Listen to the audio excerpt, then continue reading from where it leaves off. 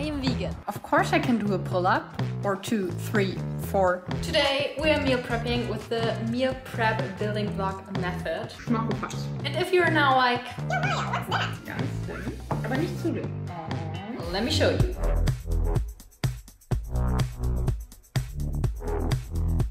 Reaction of Maja.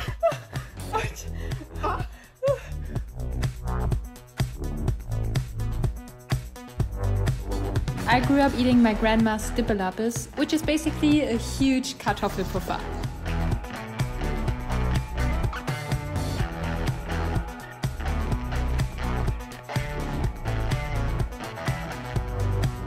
Never mind.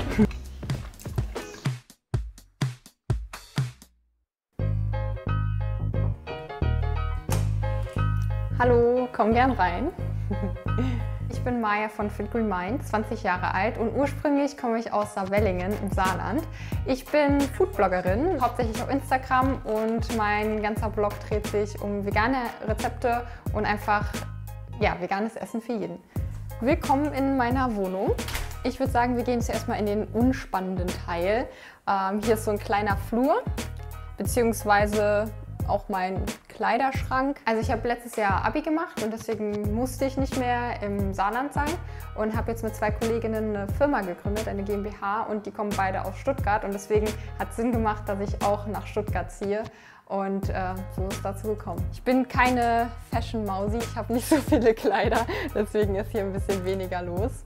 Und dann ist hier nebendran mein Schlafzimmer, auch relativ unspektakulär, einfach mit einem schönen Bett, das aber sehr gemütlich ist. Verändert hat sich für mich auf jeden Fall, dass ich jetzt alleine bin. Also ich bin mit 2 Geschwistern und meinen Eltern und einem Hund aufgewachsen, und da war immer irgendwas los, und jetzt bin ich auch manchmal alleine. Das ist beim Film gar nicht so schlecht, also da quatscht keiner dazwischen, aber dann so beim Abendessen alleine sein oder sowas, das ist schon am Anfang ungewohnt gewesen. Bisschen Garderobe, ziemlich viele Schuhe. Da hinten habe ich Kräuter. Die sehen jetzt nicht ganz so gesund aus teilweise, aber es war schon mal schlimmer. Jetzt das Wichtigste in meiner ganzen Wohnung, meine Küche. Das war auch wirklich so, dass, als ich die Wohnung ausgewählt habe, das Allerwichtigste für mich, dass hier viele Fenster sind, dass es schön hell ist zum Filmen, und die habe ich mir auch so zusammengestellt, wie es perfekt zum Filmen ist. Also das hier kennen vielleicht auch manche. Vor 5 Jahren oder 5,5 Jahren mittlerweile habe ich mit meinem Account Fit Green Mind gestartet. Ursprünglich, weil ich irgendwann mal ein Kochbuch rausbringen wollte, und ich dachte mir, wenn ich jetzt eins schreibe, kauft das keiner, weil mich keiner kennt, und deswegen will ich mir zuerst eine Community aufbauen.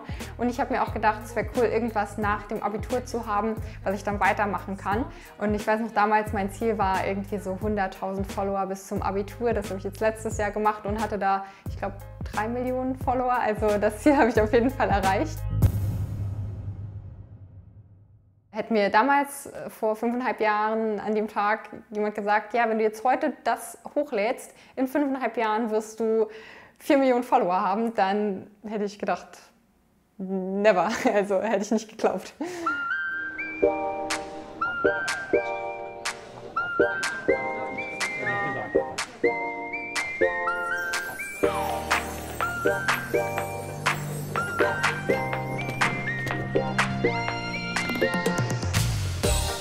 Auch die Zutaten waren eigentlich immer schon klar. Genau. Es ist nur, wenn man zwischendrin mal kurz geredet hat und nicht mehr weiß, was jetzt noch rein muss.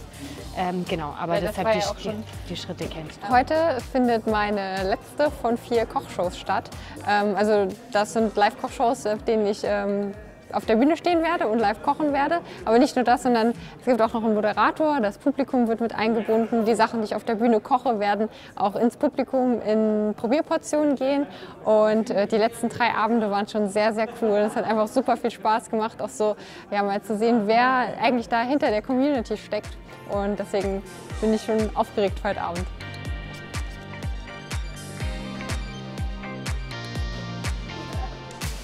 Also ich bin tatsächlich bei den Instagram Reels auf die gestoßen.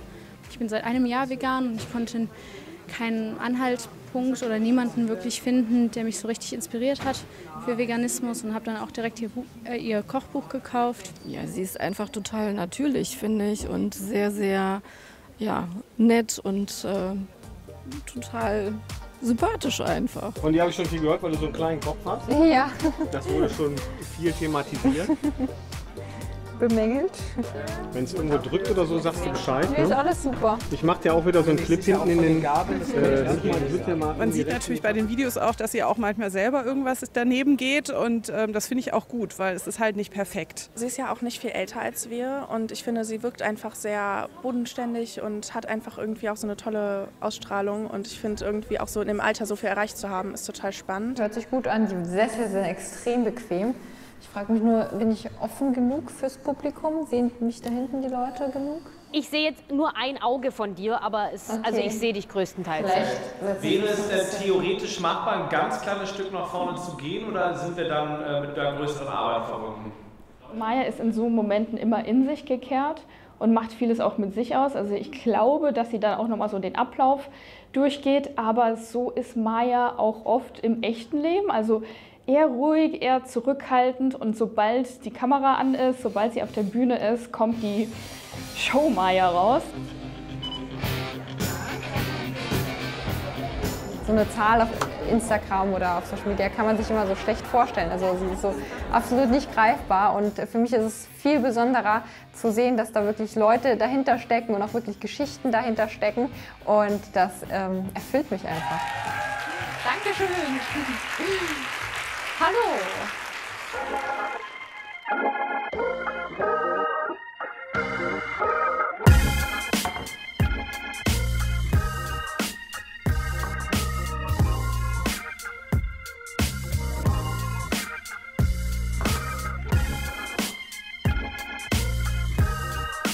Let's make lunch. So, das war die erste Szene.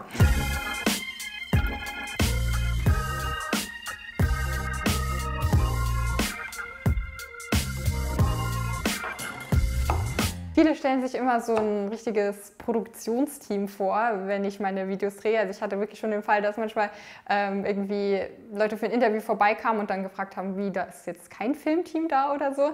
Weil tatsächlich so der ganze Content, den man auf Social Media sieht, den mache ich eigentlich alleine.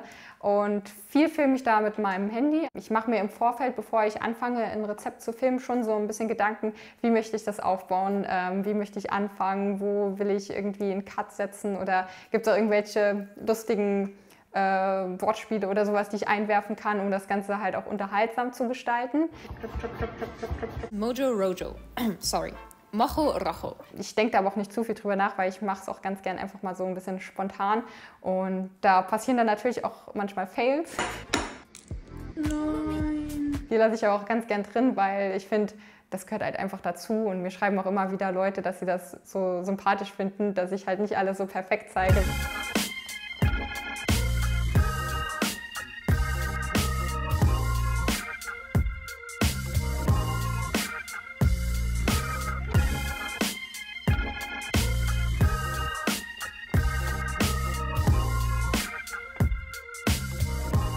Also ich verbringe sehr, sehr, sehr viel Zeit hier. Manchmal gehe ich abends ins Bett und denke mir so, boah krass, eigentlich bis aufs Fitnessstudio und mal so einen Spaziergang war ich den ganzen Tag nur hier. Also in Stunden schwer zu sagen, aber ich glaube, an manchen Tagen sind schon so irgendwie 12 Stunden, die ich hier bin.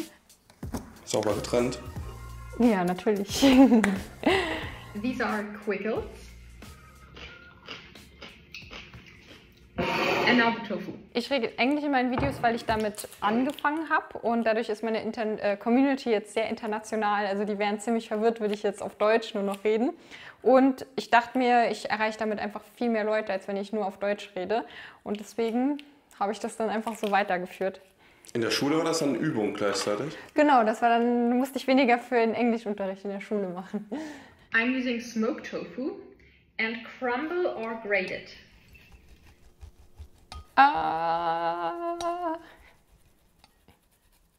Kochen gelernt habe ich eigentlich von meiner Mama oder meiner Familie. Ich habe jetzt nie einen Kochkurs oder sowas besucht, sondern meine Eltern haben zu Hause schon immer viel selbst gekocht und ich fand das schon als kleines Kind total spannend und wollte irgendwie mithelfen, schnippeln oder irgendwann mal auch würzen und sowas. Und ich weiß noch, die allererste Lasagne, die ich selbst schichten durfte, die habe ich viel zu trocken gemacht und so. Aber mit der Zeit lernt man da einfach dazu. Und als ich dann auch entschieden habe, vegan zu leben, habe ich dann auch noch mehr selbst gekocht und noch mehr selbst ausprobiert, weil ich meinen Eltern auch zeigen wollte oder meiner Familie zeigen wollte, dass es gut schmecken kann.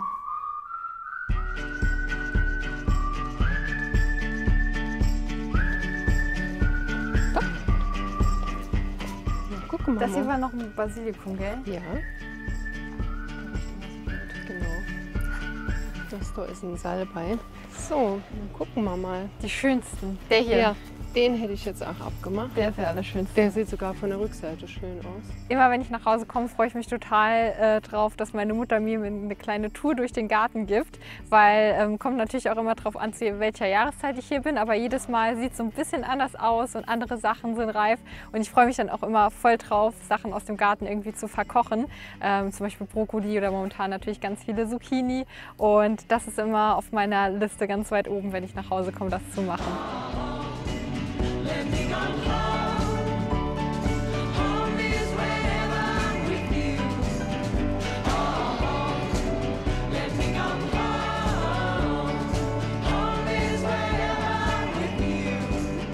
Eigentlich bin ich ja total verwundert, dass Maya zuerst Veganerin geworden ist und sich auch hier für so Gemüse so super interessiert. Denn als sie ganz klein war, da konnte man das noch nicht so abschätzen.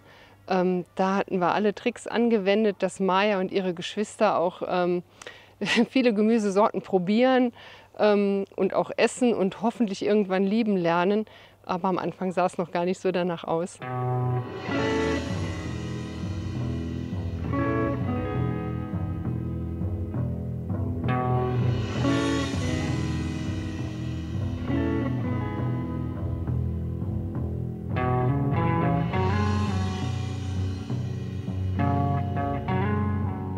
Aufgewachsen bin ich in Saarwellingen im Saarland und ich habe eine ältere Schwester, die ist ungefähr 2 Jahre älter als ich und einen jüngeren Bruder, der ist 2,5 Jahre jünger als ich.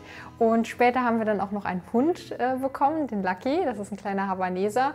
Und ich würde sagen, ich bin ja, sehr gut aufgewachsen. Ich hatte eine sehr, sehr schöne Kindheit. Ich bin hier in Saarwellingen auch zur Schule gegangen bis zur 10. Klasse. Später dann in Saarlouis habe ich mein Abitur gemacht, vor ja, ziemlich genau einem Jahr jetzt. Habe hier Fußball gespielt und hatte eine echt schöne Kindheit, muss ich sagen. Als kleines Kind habe ich auch ganz normal Fleisch gegessen. Und ich weiß noch, als meine Schwester Jahre vor mir Vegetarierin wurde, konnte ich das absolut gar nicht verstehen. Ich habe mich immer gefragt, wie schafft sie das ohne Schnitzel, ohne Frikadellen? Und sie war am Anfang schon gewissermaßen daran interessiert. Aber sie war in erster Linie daran interessiert, wie es sein könnte, dass ich jetzt kein Fleisch mehr esse und hat dann immer so Sachen gestellt. So, wenn du auf einer einsamen Insel wärst und du könntest nur gerettet werden, wenn du ein Wiener Schnitzel isst, würdest du das Schnitzel essen? Sie hat dann zum Glück irgendwann damit aufgehört, aber wir ziehen uns gegenseitig im Moment dann immer noch damit auf.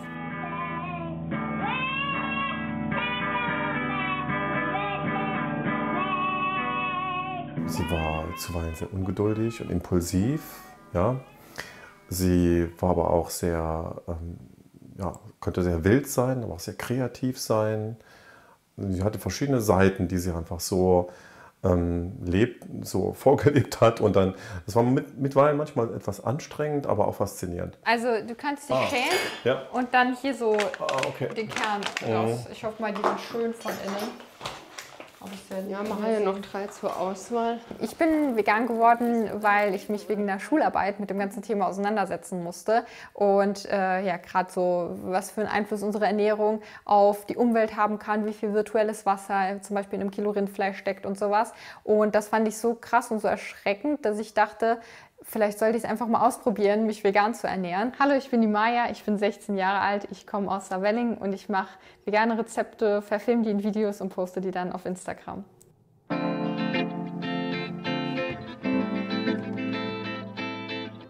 Ja, mein erster Gedanke war ja, okay, jetzt versucht die Kleine jetzt Bloggerin zu werden. Also ich fand es dann irgendwie so am Anfang etwas, muss ich zugeben, doch amüsant. Ja? Vor allen Dingen, weil sie dann auch täglich ihr Essen einfach so fotografiert hat und sie hat sich viel Mühe gegeben, das auch herzurichten und hat es dann präsentiert und fotografiert.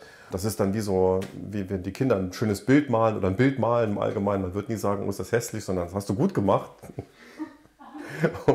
Es war ja auch gut. Aber was mich fasziniert hat, wie stark die Lernkurve war von Maya in puncto Verbesserung.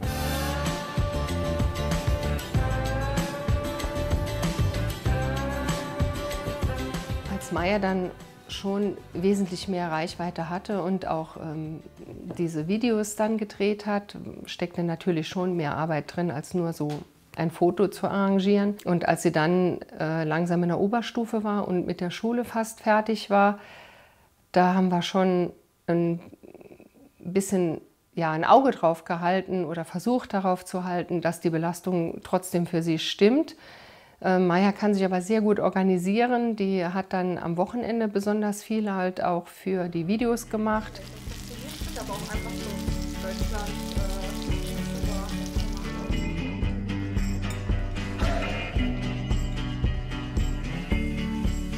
Wenn Mayas Erfolg so weitergeht, wäre es für sie, glaube ich, oder für uns total schön zu sehen, dass der Erfolg halt eben nicht im Leben im Vordergrund steht, sondern so die Balance aller Dinge, die im Leben halt wichtig sind.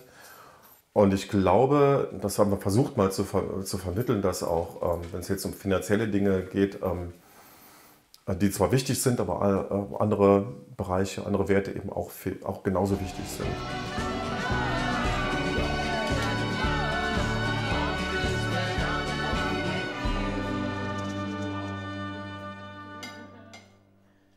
I'm using some hoisin sauce. Mix. Also ich glaube, ich habe mittlerweile so schon 1500 Videos oder sowas hochgeladen. Die Videoproduktion ist auf jeden Fall ein Riesenteil meiner Arbeit. Also während der Schule habe ich das immer aufs Wochenende gelegt, weil ich dort dann halt Zeit hatte, um zu filmen und um zu schneiden. Jetzt, da ich nicht mehr zur Schule gehen muss, kann ich mir das so ein bisschen anders aufteilen und verteile das meistens dann auch auf so 2 Tage mit dem Film. Insgesamt produziere ich so 5, 6 Videos pro Woche. I'm using smoked tofu and crumble or grate it. Wenn man das dann hochrechnet, so 15 bis 20 Stunden oder sowas in der Woche. Davon mache ich eigentlich alles selbst. Also alles, was man auf Social Media sieht, so die Reels, die Stories, das bin alles ich.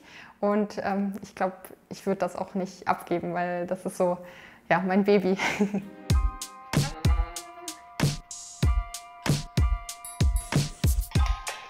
Natürlich will ich da auch einfach so ein bisschen die Kontrolle drüber haben und ich glaube auch für meine Follower ist das einfach so, das bin halt ich in den Videos und ich glaube, wenn jetzt jemand anderes das schneiden würde, auch wenn er meinen Stil irgendwie nachahmen könnte, wäre es immer noch ein bisschen anders und es macht mir auch einfach total viel Spaß, da so meinen eigenen Twist reinzubringen und meistens habe ich auch schon beim Drehen irgendeine Idee, wie ich da was im Schnitt machen will. Let's make lunch.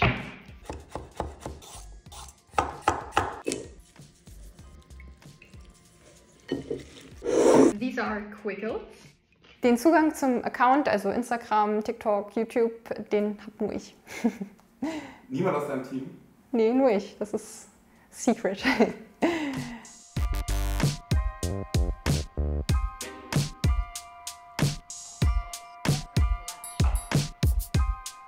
Alles, was man so auf Social Media sieht, by Learning by Doing. Also wenn man kann sich gerne meine ersten Videos anschauen.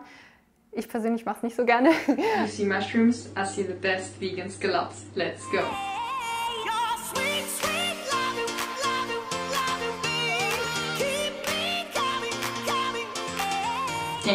Ja, das war aber wirklich Trial and Error. Ich habe geschaut, was nicht so gut bei mir aussieht, wie machen das andere, was kann ich mir da vielleicht abgucken. Da lernt man einfach unwahrscheinlich viel dazu.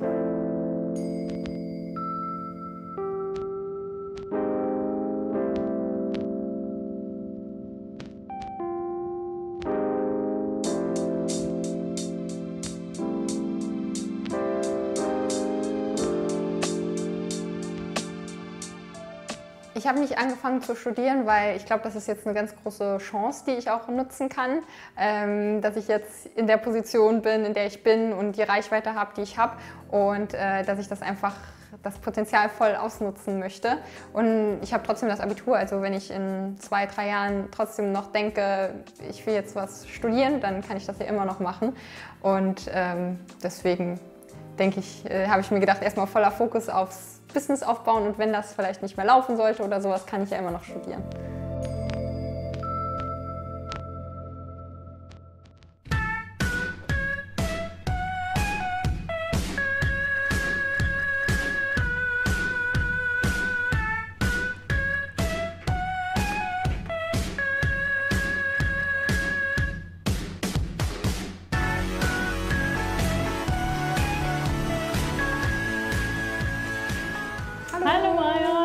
Hi. Wie geht's? Alles gut? Ich hoffe euch auch. Ja, guck mal, die T-Shirts sind angekommen. Maja kommt eigentlich nur ins Büro, wenn wir sagen, es ist ein Paket angekommen.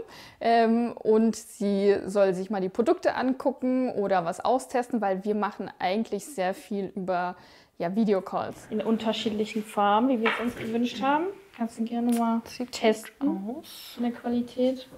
Genau, das sind jetzt alles von den unterschiedlichen Herstellern. Also wir haben alle, die wir angefragt haben, sind jetzt da. Mit Jenny und Christina habe ich früher schon zusammengearbeitet. Ich war ja vorher bei einer Agentur und dort war auch am Anfang Christina und Jenny war auch schon dort 3 Jahre lang meine Managerin. Dann hat sich das irgendwie so ergeben, dass wir dann nochmal aufeinander gestoßen sind, weil das auch früher immer gut geklappt hat. Und die haben auch andere Farben oder ist das alles jetzt? Genau. Also das können wir auch noch, weil wir wollten ja eher so genau, deswegen Creme. Können wir da auch noch. Das ist schon deren Off-White, aber die haben auch noch eine Cremefarben. Die Fitgirl Mind GmbH haben wir Anfang diesen Jahres gegründet. Das haben Maja, Jennifer und ich gemeinsam gegründet.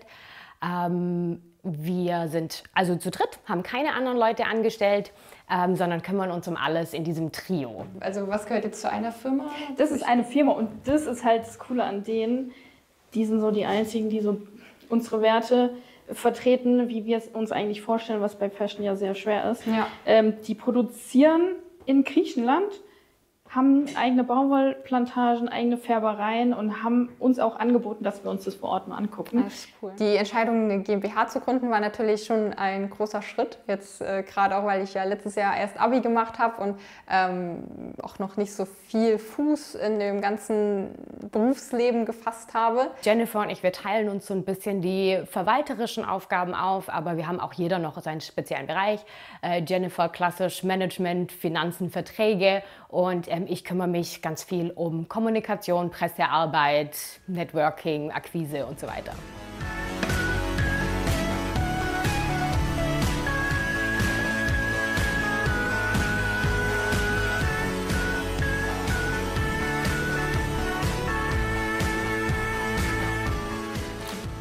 Maja ist ganz frisch 20 geworden und natürlich merkt man das. Ich meine, ich habe BWL studiert, über 10 Jahre Berufserfahrung. Es wäre seltsam, wenn man keinen Unterschied merken würde. Und so ein bisschen fühle ich mich auch verantwortlich, Maja in gewissen Themen auszubilden und ihr auch zu zeigen, was ich so mache und nicht einfach nur das zu übernehmen. Das Interesse von Maja, ja, also ich glaube, es hat schon einen Grund, warum wir unsere Kompetenzen aufgeteilt haben. Was natürlich noch hinzukommt, Maja hat ja vorher noch nicht in so einem richtigen Team gearbeitet, beziehungsweise sie hat außer mit uns noch nie mit anderen Leuten gearbeitet. Bisher sind wir uns noch nicht in die Haare gekommen. Ich muss auch sagen, dass Maja, ich spreche jetzt für mich, noch so ein bisschen Welpenschutz genießt. Deswegen, ich lasse ihr sehr viel durchgehen, was man vielleicht jetzt in einem Arbeitskontext nicht machen würde, sondern direkt ansprechen würde. Aber Maja hat bei uns eine Sonderstellung. Das sind ja solche Ribs geworden und bei den letzten Shows haben manche gemeint, oh, ist ein bisschen schwer zu essen, ist ganz schön hart. Also man soll nicht reinbeißen, sondern so abknabbern oben. Mittlerweile werde ich tatsächlich relativ oft erkannt, jetzt gerade auch in Großstädten. Es war eigentlich ganz lustig, gestern Abend war ich nur mit meinen Eltern essen und allein in dem Restaurant, wo wir abends waren, glaube ich 4, 5 Leute, die auf mich zugekommen sind und gemeint haben, dass sie meine Videos cool finden und sowas. Und das sind immer ganz besondere Momente, weil ich mir immer noch so denke, so, ich bin doch nur die Maja, warum kommt ihr jetzt zu mir? Aber es freut mich immer total. Wenn man es hier vielleicht auf dem Bildschirm sehen kann. Hier karamellisiert es nämlich so ein bisschen. Und das ist auch sehr lecker, aber das kommt drauf an, wie man es am liebsten mag. Ich finde, mit großer Reichweite kommt eine sehr, sehr große Verantwortung auf einen zu und ich versuche auch damit sehr verantwortungsvoll umzugehen, weil ich eben weiß, dass mir ganz viele Leute tagtäglich zuschauen und wenn ich eine Sache irgendwie promote, dann nehmen das ganz viele Leute für bare Münze, ohne das nochmal für sich selbst zu prüfen und deswegen versuche ich damit einfach nach bestem Wissen und Gewissen umzugehen. Ja, ich bin ganz neidisch, ich würde mir jetzt auch gern was mopsen.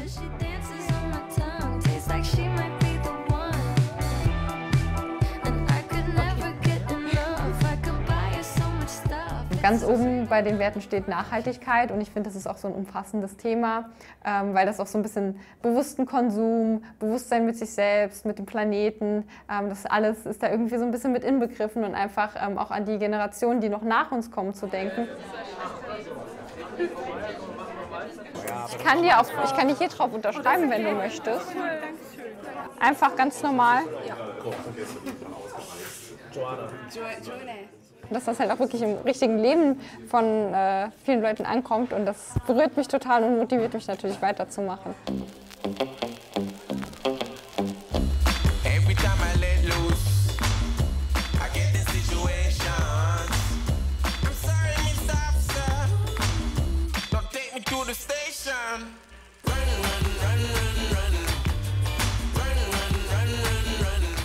Sport hat in meinem Leben schon immer eigentlich eine Rolle gespielt. Also mein Papa war Leichtathletiktrainer früher und ich bin dann mit, ich glaube, 2, 3 Jahren das erste Mal mit zum Training gekommen, habe dann, bis ich so 7, 8 war, Leichtathletik gemacht und bin auch immer schon gern und viel gelaufen damals. Und dann habe ich so 7 Jahre lang Fußball gespielt und dann in so meinen Teenagerjahren auch mal mit Krafttraining angefangen und fand das auch cool.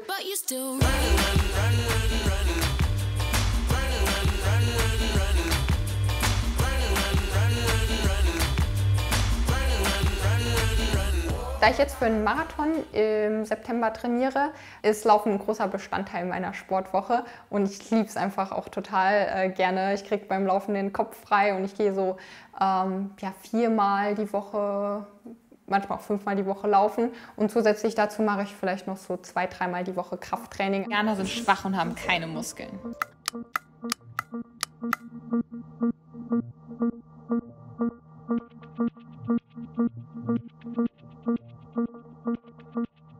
Ich war schon immer ein relativ schlanker Typ und dann kommen natürlich auch Leute, die meinen, ich wäre zu schlank oder was auch immer. Und das finde ich immer so ein bisschen schade, weil man kennt von Leuten, die man über Social Media kennt, vielleicht so einen Bruchteil des Tages. Also ich würde sagen, bei mir sind es vielleicht so 20% oder sowas oder ein Bruchteil des Lebens. Und dann irgendwelche Sachen zu diagnostizieren oder vorzuwerfen, finde ich wirklich schade. Wie schützt du dich davor, dass das dir nicht zu nahe kommt?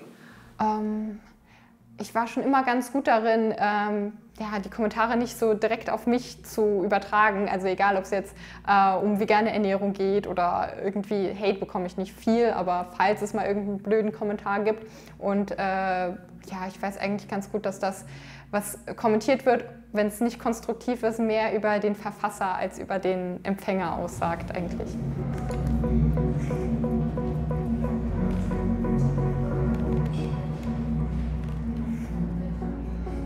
Also ich habe auf jeden Fall vor, immer ich selbst zu bleiben und authentisch zu bleiben und mich nicht für Social Media oder irgendwelche Videos zu verstellen.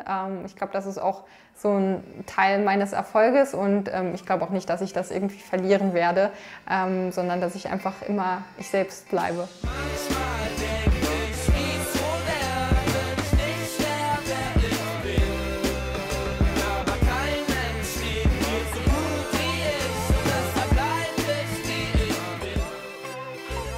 Schwer zu sagen, was das perfekte Leben in ein paar Jahren sein wird, aber ich hoffe auf jeden Fall, dass das Ganze mit Social Media und so weiterhin so gut laufen wird, wie es jetzt tut und dass ich wirklich in die Richtung eigene Produkte gehen kann, dass das auch gut funktionieren wird und ich irgendwann mal mein eigenes Café oder Restaurant habe. Ich habe auch schon überlegt, ob es nicht sinnvoll wäre, ein Café oder Restaurant im Saarland aufzumachen, weil da fehlt es ja noch so ein bisschen an der veganen Auswahl.